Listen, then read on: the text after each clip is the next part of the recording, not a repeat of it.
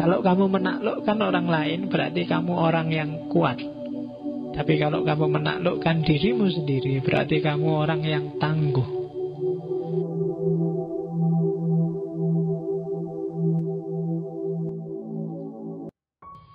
Dirimu itu selain fisik yang bisa disentuh, ada medan energi namanya Qi. Dan ini harus seimbang. Mana bagian tubuhmu yang sakit, itu pasti di situ medan energinya nggak seimbang. Harus diseimbangkan. Ya, makanya kalau sehari ini kan ada cabang-cabang pengelolaan Qi, ada yang model Reiki, ada model yoga, ada model meditasi.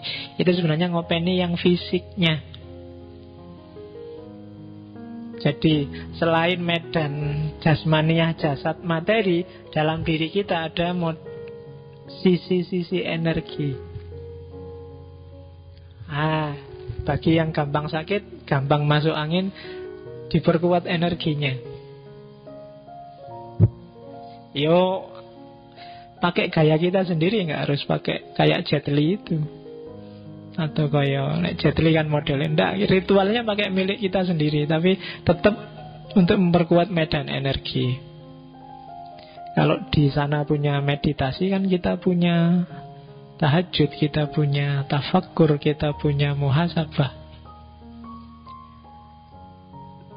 Kalau tidak percaya, sekali-sekali ya kamu, kalau kedinginan, misalnya lupa bawa jaket, yang paling simpel adalah tarik nafas, tahan nafas beberapa lama, keluarkan pelan-pelan, nanti badanmu mesti hangat. Coba aja kalau nggak percaya. Kalau kamu sedang ringkih, sedang flu, sekali-sekali lakukan itu, biar tubuhmu hangat. Ya, ndak langsung sembuh, masih latihan. Tapi ya ndak apa-apa, jajal. Terus, ya kayak tadi, itu secara fisik. Kalau secara mental, orang menyebutnya meditasi. Kamu nggak perlu belajar teori meditasi jelimet. Cari tempat yang tenang, yang sepi, terus jangan mikir apa-apa. Kalau tidak bisa jangan mikir apa-apa. Awalnya adalah pikirkan segalanya yang ingin kamu pikir. Kalau sudah capek, pasti kamu tidak mikir apa-apa. Iya, dan kamu akan masuk ke tenang. Biasanya kan kamu, saya nggak mikir, malah keluar semua yang ingin dipikir. Mending keluarkan semua justru yang ingin kamu pikir, sampai sudahlah, tidak penting, terus bersih. Tenang, sekali-sekali untuk membersihkan. Kan isinya macam-macam tuh di kepalamu itu. Sekali-sekali dibersihkan, dibikin tenang. Harus ada momen, entah seminggu sekali kamu nyari momen khusus untuk dirimu sendiri tenang, baik secara fisik maupun secara batin. Biar kondusif. Agama kan ngasih banyak celah untuk melakukan itu, meskipun jarang kita manfaatkan. Kalau bisa bangun malam kan kamu lebih milih gitaran dan nonton sepak bola. Nambah perkara lagi kan itu, karena pinginnya tenang malah jagoannya kalah, tambah sumpek. Jadi paginya mesti berpengaruh itu kan. Nggak bisa ceria, tapi lakukan sekali-sekali. Biar medan energi kita agak bersih. Karena pikiran itu kan semacam sinyal ke dalam tubuh. Dan sinyal itu kan bahasa hari ini kan daya yang sifatnya energi. Maka pikiranmu kadang-kadang harus dibersihkan, dikatarsis. Yang tidak penting dibuang. Kadang-kadang seolah-olah kamu itu banyak masalah, tapi begitu kamu pikir beneran, apa iya sih itu masalah? Atau seandainya nggak tak pikir kan nggak apa-apa tuh, itu kadang-kadang gitu. Cuma karena kamu nggak sadar, seolah-olah itu bebanmu semua. Padahal enggak lah, itu mungkin enggak segitunya jadi masalahmu. Nah, itu Qi. Oke, dari semua yang di atas yang tak jelasin tadi, maka prinsip hidupnya tahu, kalau mau dirumuskan, itu ada 1, 2, 3, 4, 5, 6, 7. Hiduplah secara simplicity, sederhana, tidak berlebihan dalam hal apapun. Sederhana itu, kalau Dengan 2 cukup, ya jangan 3. Kalau gelas kecil cukup, ya jangan minum gelas besar. Itu sederhana. Kalau teh saja cukup, ya jangan 2 gelas. Air putihnya buat kamu aja. Makanya gak pernah tak senggol. Daripada bekasku nanti gak ada yang mau minum. Mending masih utuh kan masih ada yang mau minum. Oke, itu sederhana. Terus yang kedua, peduli pada sesama, sensitif tadi. Karena kebajikan diawali dari kepedulian pada sesama. Yang ketiga, fleksibel. Hidup alami itu hidup yang tidak kaku. Adaptif, selalu bisa memposisikan diri secara tepat di tengah lingkunganmu, baik lingkungan yang hidup maupun lingkungan benda mati. Tidak kaku. Orang kaku itu kan susah untuk adaptasi terhadap sekelilingnya.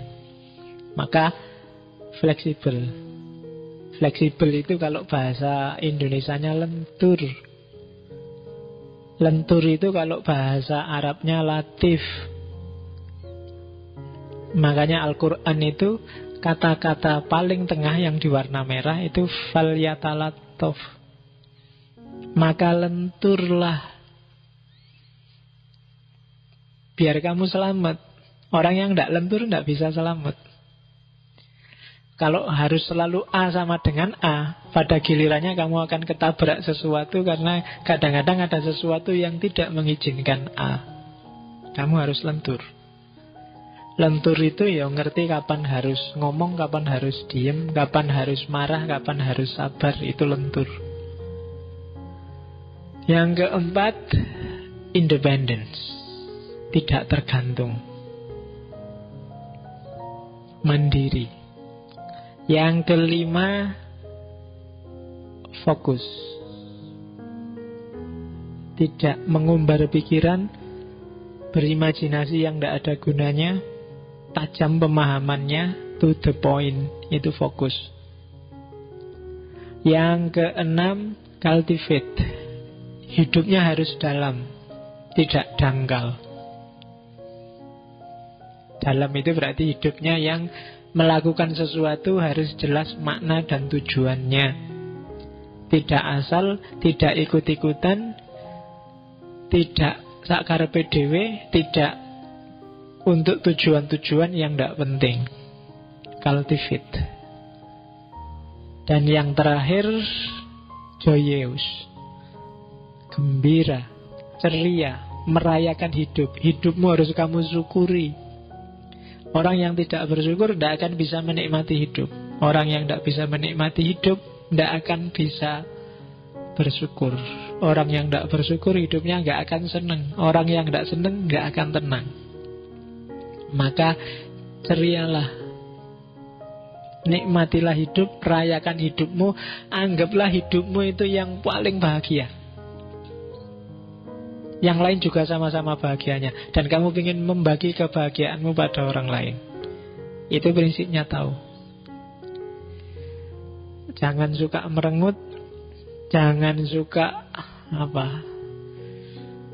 kalau berkeluh kesah. Nggak, hidupmu itu tidak ada yang perlu dikeluhkan satupun.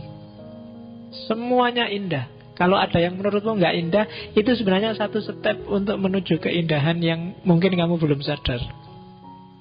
Ada skenario selanjutnya, itu belum the end. Jadi kalau kamu nilaimu kok jeblok, itu filmnya masih separuh, belum the end, masih panjang, tenang aja. Lakon itu kan harus kalah dulu. Iya, jadi tenang aja, gak usah takut. Rayakan terus hidupmu, nikmati terus hidupmu, senyum terus. Oke, jadi itu prinsipnya hidup tahu. Khas timur kan.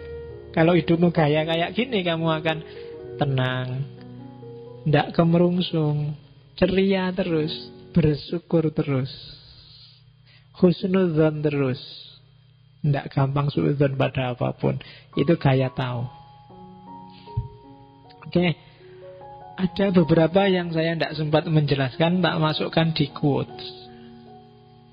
Sebenarnya kalau di Tao Te Ching sendiri sekitar 85 pasal, 85 atau 87 saya lupa. Setiap kalimatnya modelnya kayak puisi. Satu pasal itu bisa 2-3 bait. Dan masing-masing kata bagi saya penuh makna. Dan jangan salah, di Tiongkok sendiri tafsiran terhadap Tao itu macam-macam. Meskipun prinsip-prinsip utamanya seperti tak jelasin tadi. Ya beberapa tak bacain aja. The truth is not always beautiful, nor beautiful words the truth. Kebenaran itu tidak selalu indah. Dan kata-kata yang indah tidak selalu benar. Kan? Hati-hati dengan kalimat itu. A man with outward courage dares to die. A man with inner courage dares to live. Orang yang beraninya hanya keluar, berani sama orang lain, berani sama itu orang ini biasanya berani mati. Tapi orang yang berani menghadapi dirinya sendiri adalah orang yang berani hidup. Kamu, dua-duanya tidak apa-apa. Tapi paling tidak kamu harus berani hidup. Wong kenyataannya sekarang kamu hidup. Iya, bagi saya lebih penting berani hidup daripada berani mati. Nggak gampang loh, berani mati gampang. Kamu tinggal berangkat ke Irak apa Suriah, cepet. Iya kan? Tapi berani hidup nggak gampang. The wise man is one who knows what he does not know.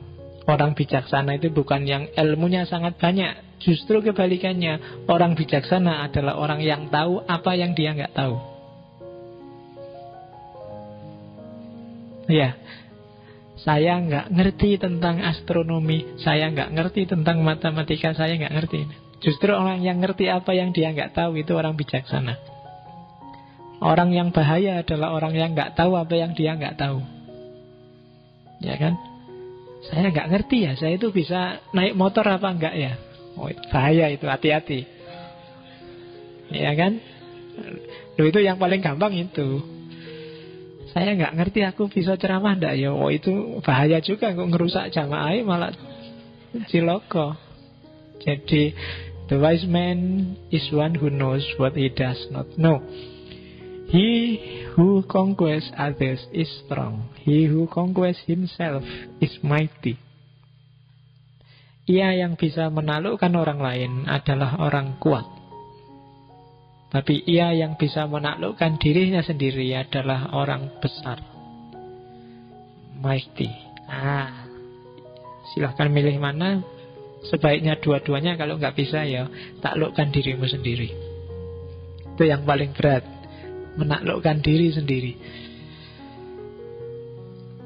Ini satu pasal, masih panjang, cuma tak potong setengah. If you understand others, you are smart. If you understand yourself, you are illuminated. If you overcome others, you are powerful. If you overcome yourself, you have strength. If you know how to be satisfied, you are rich. Kalau kamu memahami orang lain, berarti kamu orang pintar. Tapi kalau kamu memahami dirimu sendiri, berarti kamu orang yang tercerahkan. Kalau kamu menaklukkan orang lain, berarti kamu orang yang kuat. Tapi kalau kamu menaklukkan dirimu sendiri, berarti kamu orang yang tangguh. Strength. Itu kan beda. If you know how to be satisfied, you are rich. Kalau kamu tahu gimana caranya untuk puas, maka kamu orang kaya. Orang meskipun kekayaanmu kayak Abu Rizal Bakri, tapi kalau kamu nggak ngerti kapan harus puas, ya tetap kamu belum kaya. Meskipun utangmu banyak, sama teman kos-kosan kiri kanan ada utang, tapi kamu puas, berarti kamu orang kaya.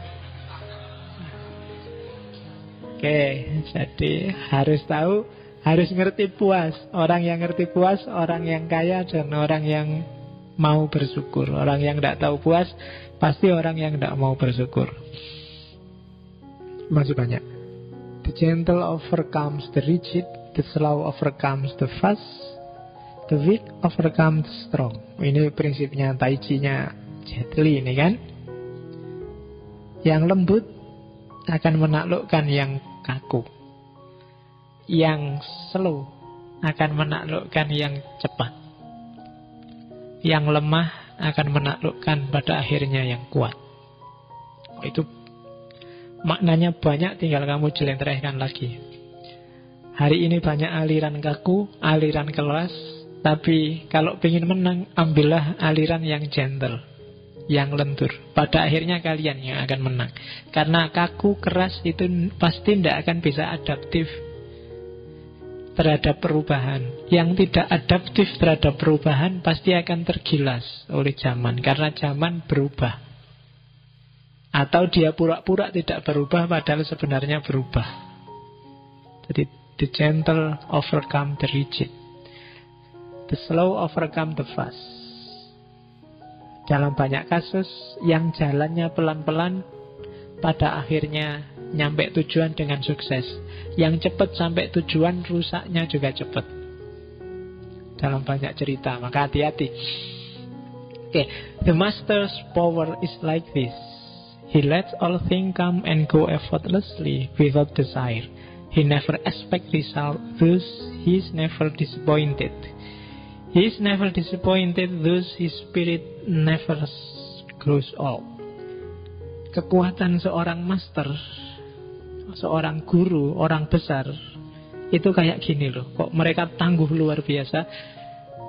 Karena mereka membiarkan segalanya, melakukan segalanya apa adanya, tanpa dibumbui hasrat-hasrat, keinginan-keinginan, ambisi-ambisi.